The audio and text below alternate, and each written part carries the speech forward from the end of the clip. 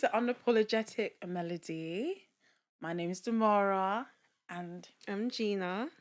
this is a podcast about music with a little splash of pop culture. Today, we're going to discuss the lost art of album rollouts. And we're also going to be discussing, do the charts even matter? So, on to our first topic, Damara. The Lost art of album rollouts. the lost art of album rollout. Okay, no, I feel like you've got a lot of ammo on this one. I do. So, let's start with this. I personally feel that one of the worst things that's happened to the music industry is when Beyonce just dropped her album, Beyonce, in 2013. And the reason why I say this is because ever since she just dropped her album overnight with zero promotion, it has now created in the span of 10 years this change in the industry where everybody now thinks that they can just drop their albums out with zero promotion. When most of you lot are not Beyonce, most of you lot haven't put in the decades of work and foundation that she has put since 1998 to solidify herself to the point where she can just drop albums. I am now seeing artists about 2 to 3 years in their careers have not solidified themselves, just dropping albums out with zero promotion, no rollout, no nothing, and then just leaving it at that. And so it's clear that when Beyonce did it, it changed the industry. And at this point, I'm going to go very controversial. It clearly hasn't been for the better because everyone's doing it now. So I understand, obviously Beyonce dropped Beyonce, iconic album. I feel like we're in an era now where it's like, manifestation, be the person you want to be, delusional. I feel like... I said Delulu. I feel like if, the artists like Beyonce have done it, other artists on the rise will feel like, oh, she's done it. So, I can do it. But I feel like artists that do drop without any promo, they kind of I don't know if they choose to forget or they just feel like things will be different for them. But how do you forget to do an album rollout? No, not even that. Not even forget like it's an album rollout. I feel like people just overlook like the grind and everything that Beyonce had in place. Like she worked to a position. I feel like people don't actually want to process the fact or acknowledge the fact that Beyonce worked to a point that she can drop without doing any promo. I feel like artists just think, oh, like, she did it so I can do it. But she's only able to do that because of all the prior work that she has done. There's only a few artists in this day and age that can drop with no promo. But when I say a few, like it's 5. Like the 5 fingers on my hands. There's only a few, like 5. I'm going to say 5. I'm going to stick to 5 that can actually drop without any promo. And they're still going to get the numbers. Like, no promo is not going to affect anything. There's literally, like, only 5 artists, I believe. And when we say 5 there, we're talking about superstars who put themselves in a position after years of non-stop work where they can just drop. Rihanna. So, right now, I think Rihanna, Ariana Grande. Facts. Justin Bieber. Drake can drop without any promotion. He does. He's been doing that. And he does. And he streams because... He does. Yeah, he's been doing that. He's done that a few times. He's done it multiple times and it works. He's another artist superstar. I feel like The Weeknd could. The Weeknd could definitely, because I think he's on his next album. He can just drop this album without no promotion. It's going to break records. But what's the difference with these artists? These artists been putting in work non-stop for years and years and years. And now they're at a point. Let's bring some examples. Like one example of last year who I felt like had a missed opportunity with the album rollout is the City Girls. Damara knows what I'm talking about because like everyone knows. Like, so the City Girls just dropped their album that came out last year, Raw. Real Ass, and I'm not gonna say what the end is. What is it? Women? It rhymes with Nors. No comment. Real Ass. No comment. For the sake of YouTube demonetization, I'm gonna say Real Ass Nors. I thought it was women, but no comment. No, that's what it should have been, but that's just not what they chose. And so they dropped that album. So it started out with their first song, I Need a Thug, and then followed by their next song like Pinata. and then those songs didn't do well, didn't create any buzz. And then they had the other song Acts Bad with Diddy, but I think that was more for Diddy's one. But that song also didn't really do well. And then they then released another song, which with like these songs barely had any promotion, by the way, apart from their own social media. And then they had what's it called, Face Down. And then afterwards, like that album just dropped. And then afterwards, they had songs with Kim Petras and stuff, which that Kim Petras stuff should have been pushed as a summer single because it's got pop, it's got rap. That should have been hardcore promotion, doing that on rotation. But then they didn't even promote after that album. I mean, I think after they got the backlash because of low album sales, that there was a lot of controversy. Then they started to do promo. The promo But after. the point was too late. Like you waited until the end when you should have been doing it for about 2 months, 3 months in relation, dropping and also not selecting the right singles. And then again, the City Girls admitted that they didn't do the work to release the album. They said Yeah. on the Breakfast Club, we didn't do the work. Why? You know, and it might link to the whole thing I was saying, you know, the Dulu Delusional. I think that with some artists, they think that they've got this fan base that is like, you know, riders, ride or die, you know. But one thing as like consumers is we really respect like when artists put lots of love, time, and effort into the work. So when we see that, oh, like you don't even take your art seriously, so it's kind of like, what are we standing for then? Like, because we need to, we want to like push music that you haven't even like put your heart and soul into. It doesn't really make sense. I just feel like when you create art, and I am a bit biased because I'm an artist myself, when you create art, it just makes sense to present it in a way and push it in a way that you want people to receive it well and you want there to be longevity with it. For like, if you just treat it like something you've made in 30 seconds and you dash it to me, like, I'll listen to 30 seconds of your song then, and then that's it. Like, okay, next. Like, And also, it's like we're living in, let's just say, for example, like a lot of people say it's an issue. I believe we're living in the fast food microwavable industry. We're having 100,000 songs being dropped a day. I think it's More over music. 130,000 songs are dropped today. That's even worse. 130,000 songs being dropped a day. More music is being pushed out than ever, which is why album rollouts are more important. People's attention spans are getting shorter with TikTok. We are so used to short form content. We want things now, now, now, now, now. It is hard to keep stuff in the public's mind. This is why it's necessary more than now to have album rollouts to keep stuff in memory, which is why I don't understand that labels, I don't know why they don't want to invest their money into giving these artists proper rollouts. That way you could keep it in their minds. That way you keep pushing it in their faces. You know, another artist who I feel like who didn't do a lot of promotion for that album was Pink Panthers. I feel like most people don't even know that she released an album, heaven knows, literally towards the end of last year. I feel like people weren't talking about it. Yeah, I came across the Central C collab, I think by accident. I didn't even know that they had made a song together. And because, especially because Central C is very, very, very popular, I would have thought they would have milked that to the end. And obviously, Pink Panthers had a great year last year.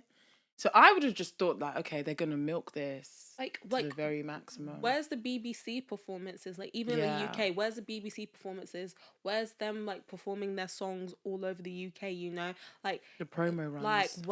where's the promo run for this song? I felt like the song dropped and then that was it. Like you have to keep pushing it. And even with her album Heaven Knows, I feel like The Boys a Lie came out beginning of the year, and then she kind of disappeared for a few months.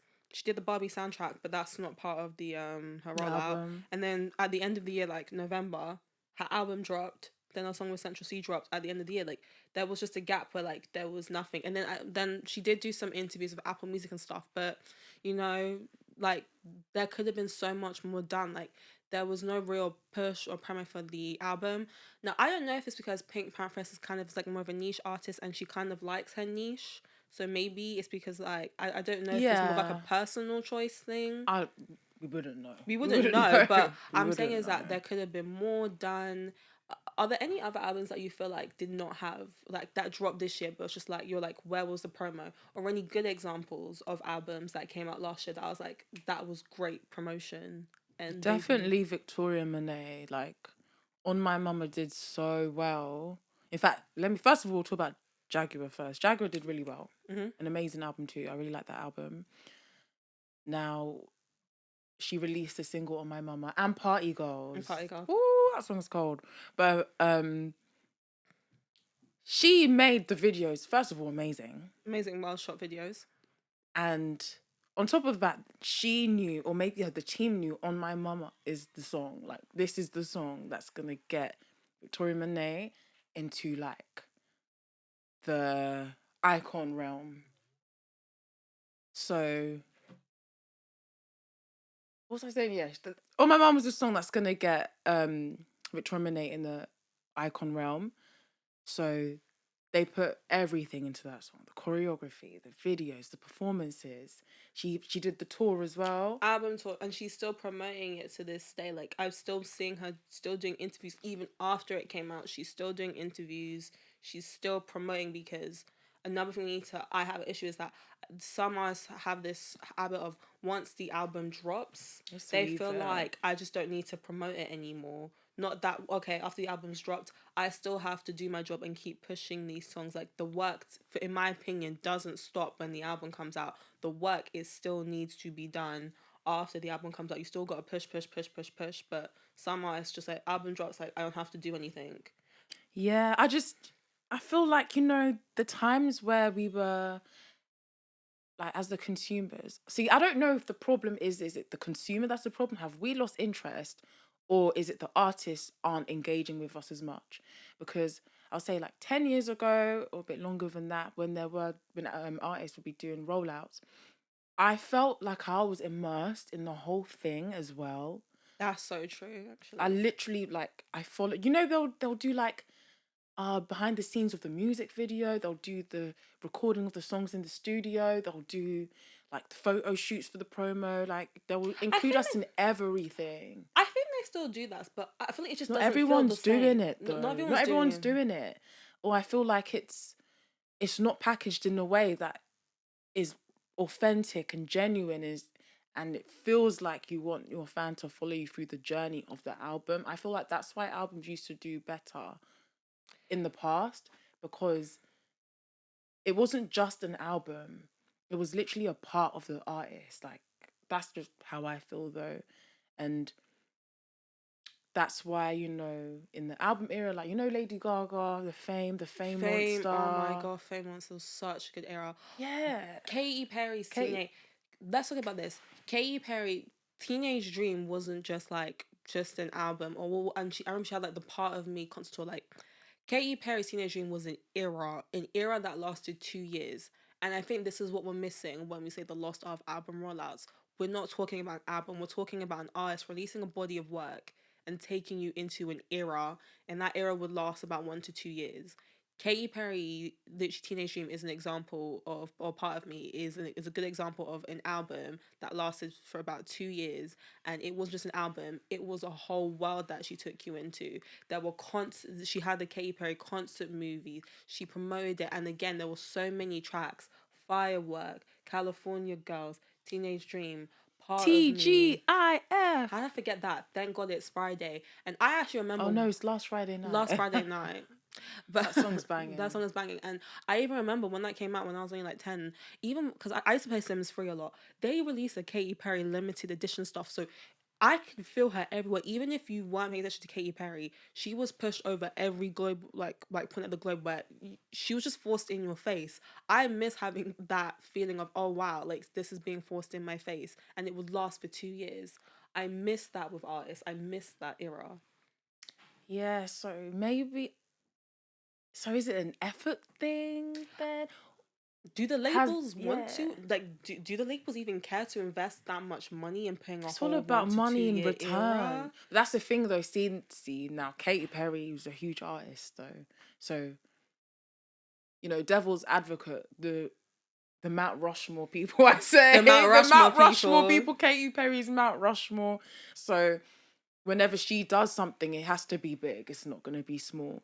But I feel like even the artists that, are working their way up to the Mount Rushmore, I just feel like... There still could be more done. Yes, to get there, to get in, the icon realm, if you just put a little bit more love, care into the album rollout, like it will be received well. I just feel like, especially with rappers as well, and I know, the microwave popcorn era of music that we're in, you know, artists are expected to churn out music frequently. But I feel like us as consumers, we need to just like chill out. Like, can we just enjoy albums for longer so that people don't feel, or artists don't feel the pressure to just frequently keep releasing? Because it's like, if it frequently keep releasing in that interim with like different projects, really and truly, how much promo can even be done until you've dropped the new thing? I feel like we're living in an era of instant gratification where we have access to our phones. Everybody has access to information that they want right away. And I feel like it's like we want things now, now, now, now, now, because we live in that instant gratification era, and that is affecting our consumption of music. Yeah, I agree. I just feel like everything's just so fast. Like album rollouts. Why can't you promote your album for the year? Like, why can't we?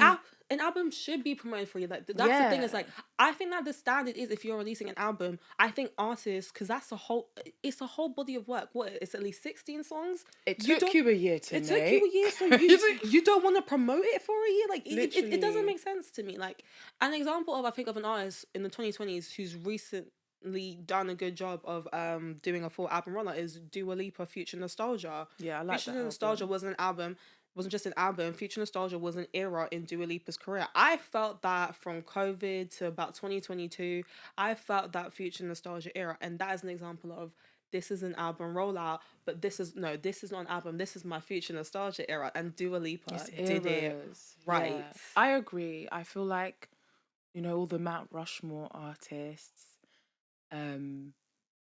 they are probably the only ones that still do the promo. I don't know what it is. Maybe it is the era we're in. Maybe, short attention spans we taken it. Maybe artists feel like, what is the point now of me promoting an album for the whole year when, like, say, after the first few months of the album being out, like, no one's really talking about it anymore. But that's why now it's important to go back to releasing singles. You know, when people put out singles, the singles game is so dangerous. No, but from an album, not random singles. Oh. Like, people would put out singles from an album. Like, if we take it back to Drake's Nothing Was the Same, before the album came out, he put out Started From the Bottom, I think he put out Started From the Bottom. That song did really well. Then he put on Just Hold On, We're Going Home. And then it was the album. By the time the album came out, we were already warm. We were already ready for the album. Like, we were ready for it. And the album did really well. So I feel like maybe that's a better way to go about it, instead of just like taking a few pictures here and there to show that your album's done. You drop the album, take a few more pictures here and there, and then that's it. Like, I think now it's like they'll release the one single, and then depending how well it charts, maybe on to the next topic, but depending on how well it charts, then they'll be like, okay, you can drop your album now. But if it doesn't chart well, it's like the labels will push back the song until it's like, okay, until you get like a hit on like the charts and stuff, then we're gonna push back your album. And I feel like that's affecting kind of like album rollouts as well. But I don't actually like. Is there a solution to the lost art of album rollouts? I think it's just going back, taking it back. Obviously, cool, songs do leak and that, so that's the anomaly. But taking it back, dropping singles, then only allowing those singles for us to access. Then, in that gap where your album's not out, every day I should be seeing something relating to your album. I don't know, we're in a different time now, so obviously Twitter, all those things back then, not going to be used as much. But what is popular is Instagram, Discord, Reels. You know what I'm saying is that if you're listening an album, interviews, for TikTok, scrub your whole TikTok, and then for your album era, make your whole TikTok in relation to the theme of your album. Like, scrub your TikTok, scrub your Instagram, change it to fit the theme. That's things that you can do. That's innovative. Doesn't have to even be corny. If your bag isn't dances, if you're glam squad or doing your makeup, could just ask your glam squad, oh, can you just sing along to like the chorus of my song? Then you're getting your makeup done and they're singing your song in the background. Like, that's promo. Like, you don't actually have to do dances no more. You don't have to get kids to scream, stream me. Stream my music. Stream my music. music. To do that. Or the kids do TikTok saying stream my music. It's not that anymore. If you like to cook, just cook and your song's in the background. Yeah, it's just so much more. Acapellas. I just feel like we're missing, I'm trying to say, ingenuity and creativity. I think also you're right, it's a consumer issue on our end, and I think also we need to stop being like, labels, can we put a bit more love? I know a lot of you lot, you're making billions, but we don't want to invest and be like, okay, if we really want this stuff too. And also it helps legacy acts. If you want us to become legacies, if you invest in album rollouts, that is on the road to creating legacy artists, which you lot want, because that gives you more money. Like, and money. And the goal is for you to get money. So let's think about that. But yeah, any other final thoughts? Yeah, it's just like what I was saying before. I feel like the artists and labels need to just kind of not punish us, but starve us of the music. Starve us. Like, I want to see you for like 2 years, and that way I'm like, yeah, damn. maybe not 2 years. I mean, Ariana Grande's basically been gone for 2 years. Yeah. She has starved us. She has. And that was good, like a detox, you know, like. Yeah, but not even Ariana, like, because she, before that gap, she was everywhere. You see what I mean? Non-stop. Just make it hard for us to just have access to your songs all the time, around the time of like the time you're dropping your music. Like, I think probably I found out something of it is like when Frank Ocean next drops, it's gonna go crazy because Frank Ocean's been gone for so long. So I know when Frank Ocean next drops, because we've been not even starved, we're dehydrated. Like, we're on the drip feed at this point. So when Frank Ocean next drops, because we've been starved, it's gonna hit in every single way. Hit. That's what we need. Keep us on drip, and then that way we're ready. Back in the day with like exclusive content for your fans, like the real people that rock with you. Like, I feel like all of that essence was gone. Like, everything's just for everyone. And half of the time, everyone's not your fan. Everyone is not your fan. That's true. So it's like, music's just released for everyone. But it's like, that doesn't actually mean that, you know, the legacy's being built. Everyone's actually engaging with your stuff. I feel like, you know, people used to put out exclusive content. Subscribe if you want to see all of that. I feel like all of that in the promo has just been lost, and it's just very much, I made my album, I tell you my album's coming out if I tell you, because some people just drop like Sweetie. Sweetie's a whole different conversation about why Sweetie just dropped with no promotion, with an EP, with no stuff too. Sweetie had not solidified herself to the point where she can just drop an album, and then when it underperformed, it was like, you can't not do that. That album would have done well. It wasn't even if album. She did. The EP would have done well if she actually just did promo. She's so beautiful. She's so beautiful. So, literally, a bikini pic with an unreleased song. Everyone would be like, "What's this song? What's this song?" And the EP actually had little moments. You know, Boss B. Don't demonetize the YouTube. Boss B. Like, I can't remember the other ones, but I remember. Was it like Boss Chick? It wasn't High Maintenance, and then she had that song called that's High Maintenance is her first EP. No, I'm sorry, I'm getting it mixed up. Was it? She had a song like PUSSY. Yeah, but that could have been a moment because of how, if she advertised it correctly. Yeah, because of how out there it is, it could have been a moment. But then you didn't do any promotion, and so it was like, to listen, you subscribe.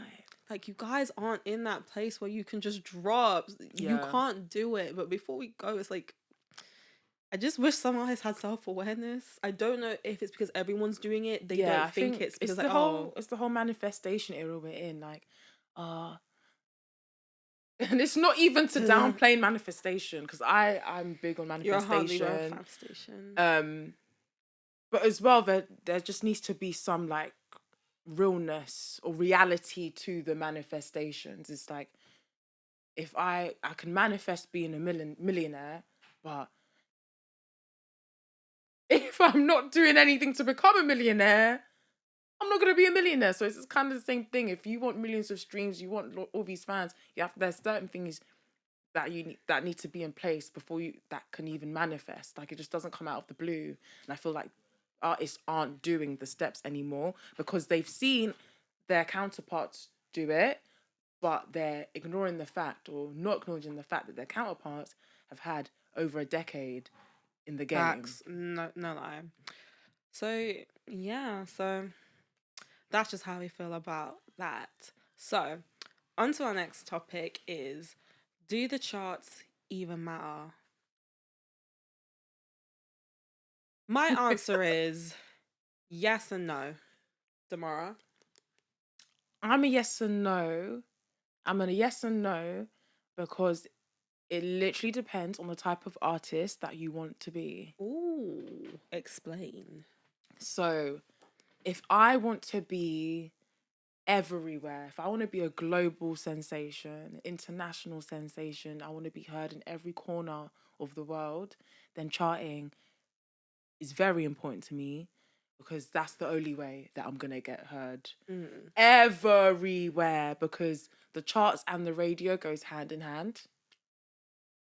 Now, if I just want to be a successful, let me take out just, if I want to be a successful artist in my own right, and I'm known, I've got no trouble with my bills, I sleep well at night, I have my shows, I've got my fans, then charting is not the be all and end all.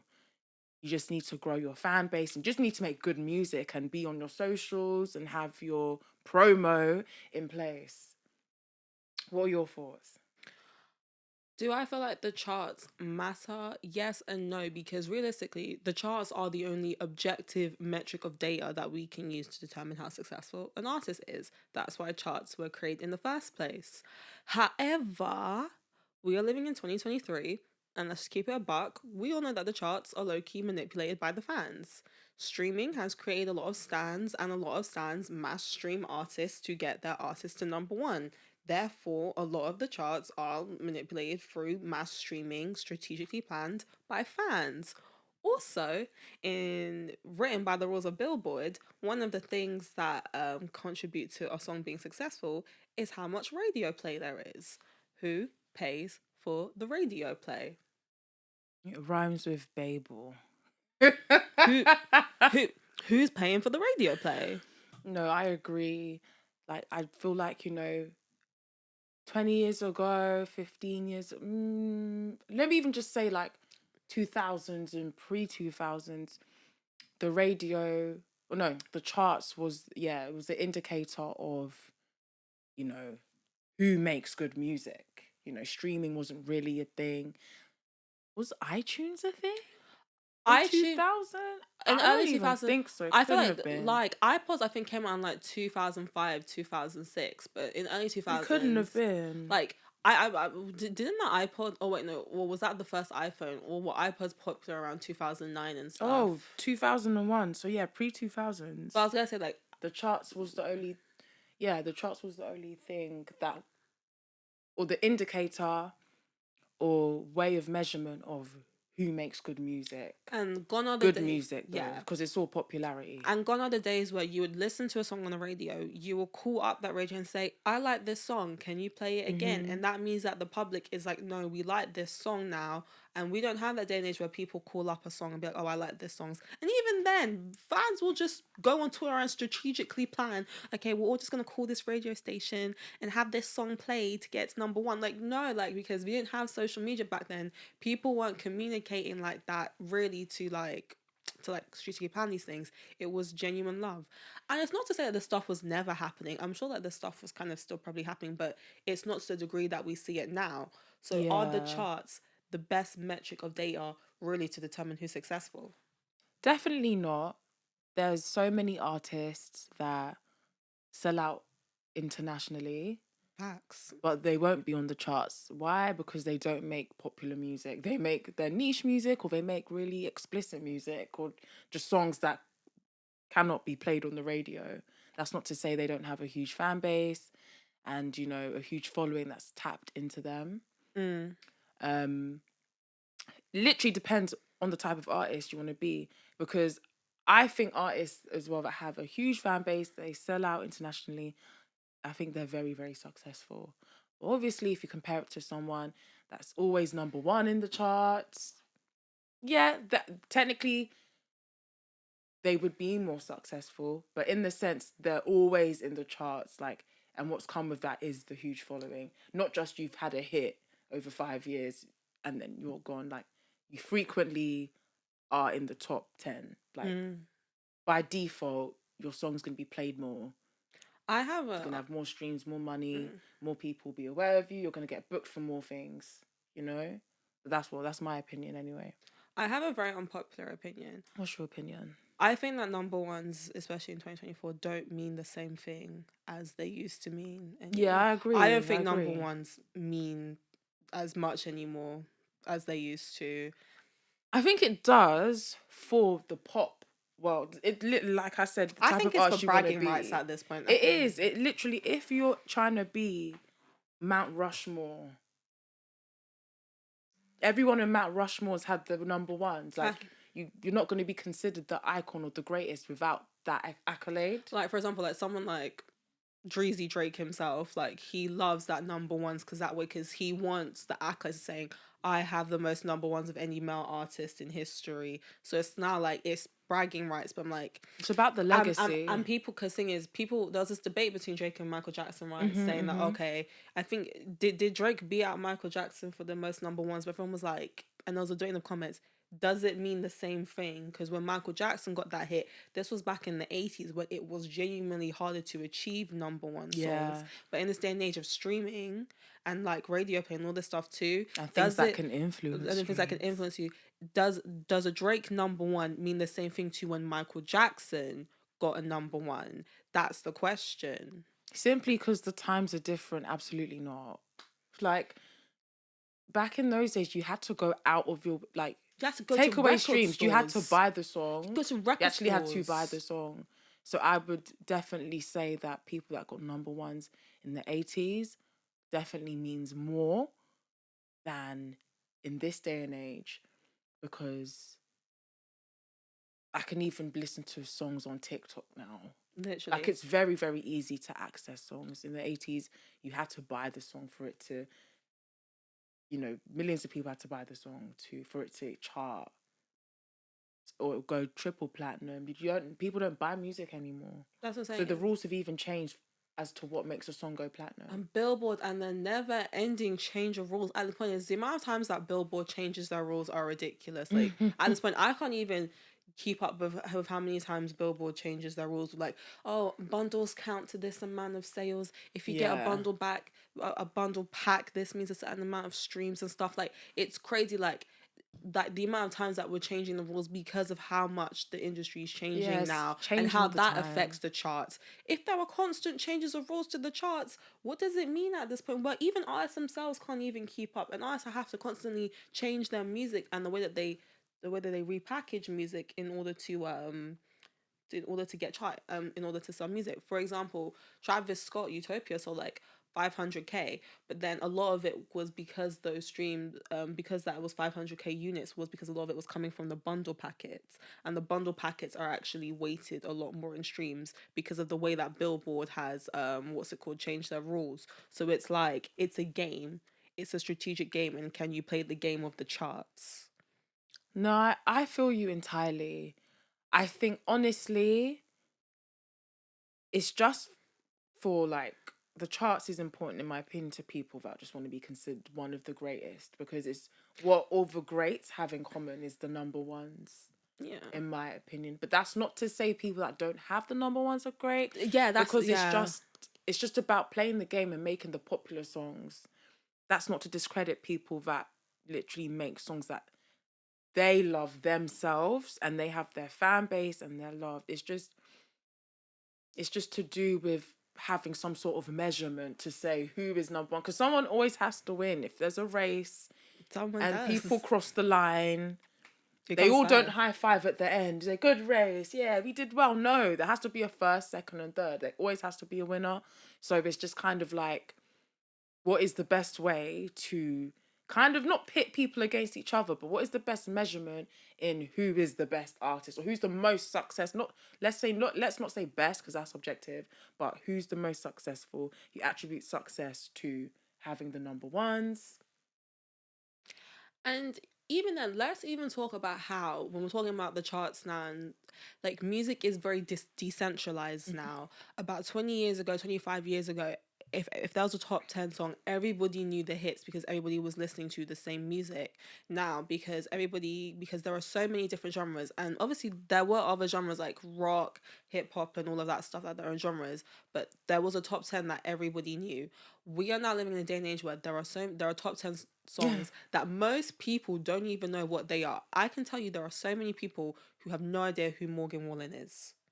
No idea who this is, haven't heard of this song, and this guy last year had one of the longest charting songs of the whole year in the country genre. And I can tell you that most people have never heard of him. And so now living in day and ages where you can have top 10 songs that most people have no idea who they are because it comes in pockets and niches. And so, and again, this is not to discredit the artists, by the way. These artists are very, very talented in their own right. But what I'm saying is that because it's so decentralized, it's like we're just living in a day and age where you can have a top 10 song and most people will not even know what it is. Yeah, times have changed. I think the last time was COVID, where actually, maybe COVID was when, because we were stuck inside, everybody actually knew the top 10 songs because we had nowhere else to go if you think about it. Yeah. Do you think that COVID was like the last time that everybody was stuck in a place and therefore if it was the top 10 songs because we had nowhere to go? Like when WAP came out, everybody knew WAP because a lot of it was a controversy. We were stuck in our house and we had nowhere to go. Like everybody knew those songs. And now because we're all out now and everyone's doing their own things, we don't actually know like all of these different songs that are coming out because everyone's doing their own stuff. We're not stuck in the same area.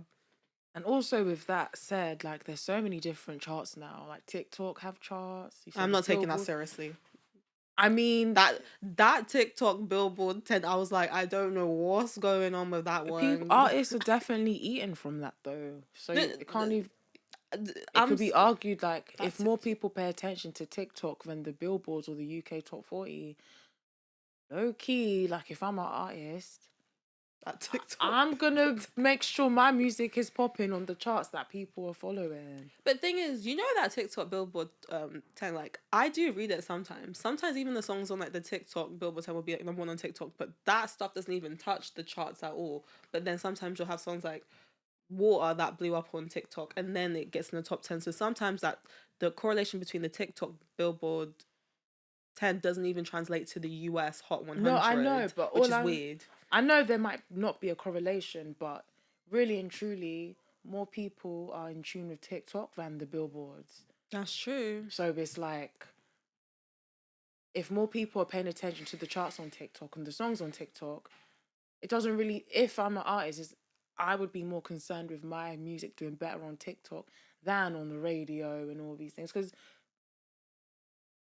if you look at the numbers, more people listen to TikTok or on TikTok more than they would use the radio. It's just so weird. Those things. It's just visibility, being big. Because of the clout that Billboard has, it's great to be doing well on those charts because from Billboard, you go onto the magazines, you get booked into the international shows, you get booked on SNL, all those things. So that is the perk of doing well on the Billboards.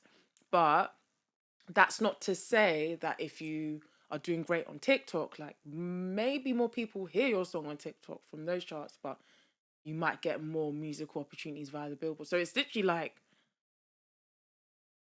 depends on which one you value or like think is more important for your career or helpful.